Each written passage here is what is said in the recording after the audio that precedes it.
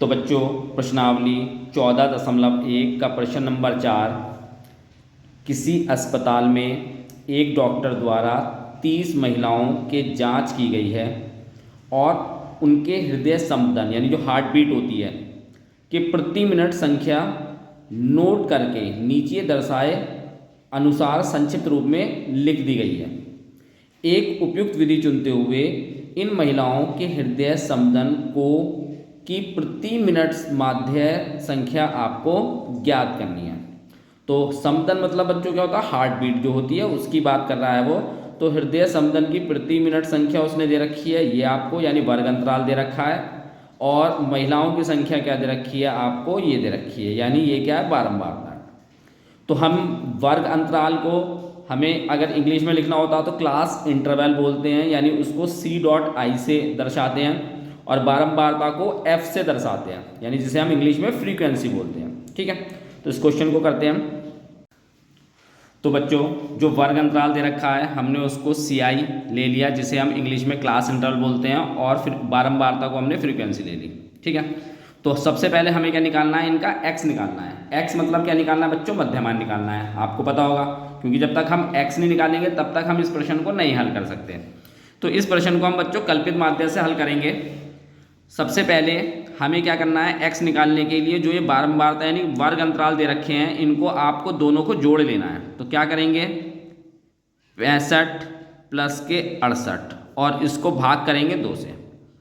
65 और 68 इन दोनों को बच्चों जोड़ेंगे तो 133 भाग में 2 आएगा, और भाग कर देंगे तो 66.5 आएगा।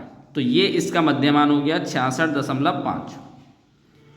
फिर ऐसे ही हम दूसरे वाला ले लेंगे, 68 प्लस 71 भाग में 2, इन दोनों को जोड़ लेंगे बच्चों आप, तो ये कितना आएगा 139 भाग में 2, तो ये कितना आएगा 69.5। तो ये 69.5। तो आप देखेंगे 3-3 का अंतर आ रहा है, ऐसे यहाँ पे भी 3-3 का अंतर है। तो हम क्या करेंगे, इसे हम 3-3 के अंतर पर आगे बढ़ा लेंगे। ठीक है, तो ये आएगा आपके पास कितना 72.5, ये आएगा 75.5, ये आएगा आपके पास 78.5, फिर ये आएगा आपके पास 81.5, और ये आएगा आपके पास 84.5। ठीक है, तो कल्पित माध्य से बच्चों आपको क्या करना होता है, डी लेना होता है, जो कि x में से हम a को घटाते हैं। तो a क्या होता है, कल्पित माध्य होता है। तो हमें यहाँ से क्या करना पड़ेगा, किसी एक को मानना पड़ेगा।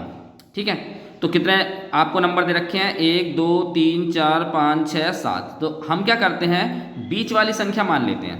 तो यहाँ पे हम कल्पित माध्य ले लेंगे a।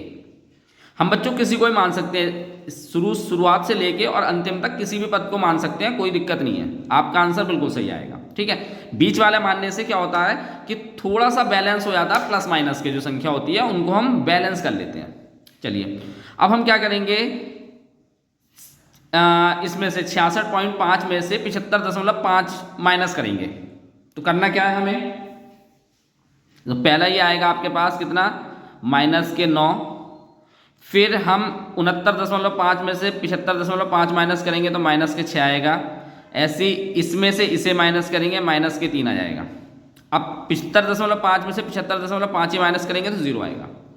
फिर 78.5 में से 75.5 माइनस करेंगे तो कितना आएगा, प्लस के 3, क्योंकि बड़ी संख्या में से यहाँ पे छोटी संख्या घट रही है, और यहाँ पे ये छोटी संख्या थी 66.5 जिसमें से हम 75.5 घटा रहे थे। तो ये छोटी संख्या थी, ये बड़ी संख्या थी, तो इसमें से हम इसे घटा रहे थे तो इसलिए माइनस के आ रहे थे। अब इन सब में से हम इसे घटाएंगे, तो देखो आप इससे ये सारी संख्या बड़ी है तो क्या होगा, ये प्लस में आएगा। यहाँ पे आ जाएगा आपके पास 6, और यहाँ पे क्या आएगा आपके पास 9। ठीक है, बस ये आ गया डी। अब उसकी आपको बात करना क्या है, एफ की डी से गुणा कर लेनी है। तो 2 की 9 से गुणा करेंगे कितना होगा, 9 दूनी 18।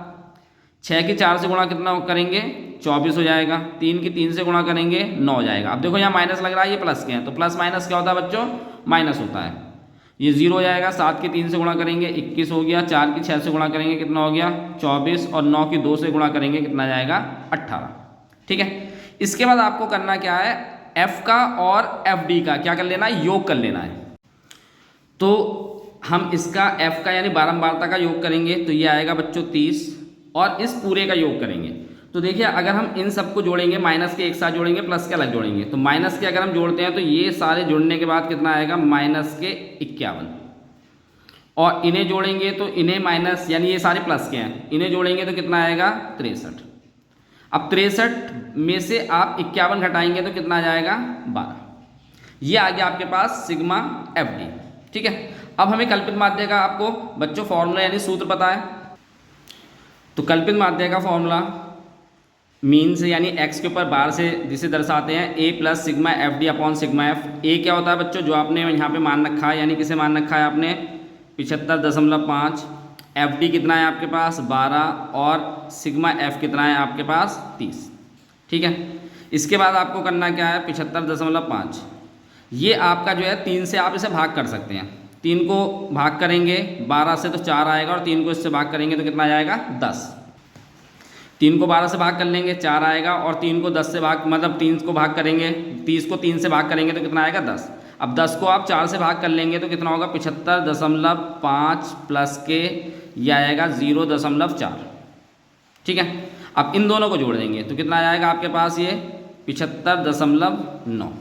ये आपके पास कल्पित माध्य से प्रश्न हल हो गया। अगले प्रश्न की तरफ चलते हैं हम।